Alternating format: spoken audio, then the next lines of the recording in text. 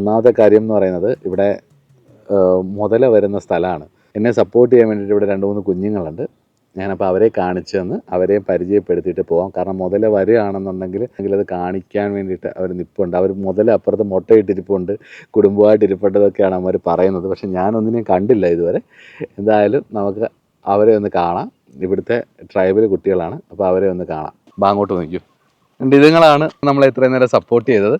ഇവരിങ്ങനെ നോക്കുന്നുണ്ടായിരുന്നു. അപ്പോൾ അവിടെ മുതല വരുന്നുണ്ടെന്നൊക്കെ പറയുന്നുണ്ട്. വരുന്നുണ്ടോടാ മുതല? വരുന്നുണ്ടോ? മുതല എവിടെയാ ഉള്ളത്? അത് മുതലിരിക്കുന്ന ആ ഭാഗത്താണ്. അവിടെ എവിടെ? പൊത്തിനകത്തോ? പൊത്ത ഗുഹയോ? അപ്പൊ ആന ചവിട്ടി പോകുന്നതിന്റെ കാൽപ്പാടോ ആനപ്പിണ്ടോ ഒക്കെ കാണും. അപ്പൊ അത് നോക്കിയിട്ടാണ് ആന വരുന്ന സ്ഥലം കണ്ടുപിടിക്കുന്നത്. മുതലയുടെ കാൽപ്പാടുണ്ടോ മണ്ണിനകത്ത്? ഉണ്ടോ?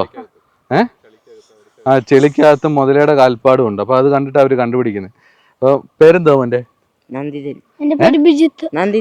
നന്ദിതൻ. ഇദ്ദേഹത്തിന്റെ പേര് ബിജിത്ത്. മോന്റെ പേരെന്താ? സുനിൽ. അപ്പൊ നമുക്ക് ഇവർക്ക് ബിസ്ക്കറ്റ് ഒക്കെ മേടിച്ചു കൊടുത്ത്. ബിസ്ക്കറ്റ് അല്ലേ വേണ്ടേ? അതോ മുട്ടായോ? ബിസ്ക്കറ്റ്. അപ്പൊ ബിസ്ക്കറ്റ് ഒക്കെ മേടിച്ചു കൊടുത്ത് ഇവരുടെ ചായ കുടിച്ച് പതുക്കെ ഇന്നത്തെ 5ാം ഭാവാതി ഇവിടെ വെച്ച് നിർത്താം. അപ്പൊ മുതലൊക്കെ ഇരയായി കഴിഞ്ഞ് കഴിഞ്ഞാൽ ഇനി നടക്കത്തില്ല. അപ്പൊ ഇന്ന് നമ്മളെ രക്ഷിച്ച ഇവരാ. അപ്പൊ ഇന്ന് ഇവരുടെ കൂടെ കൂടാം. അപ്പൊ അല്ലേ? ബാ.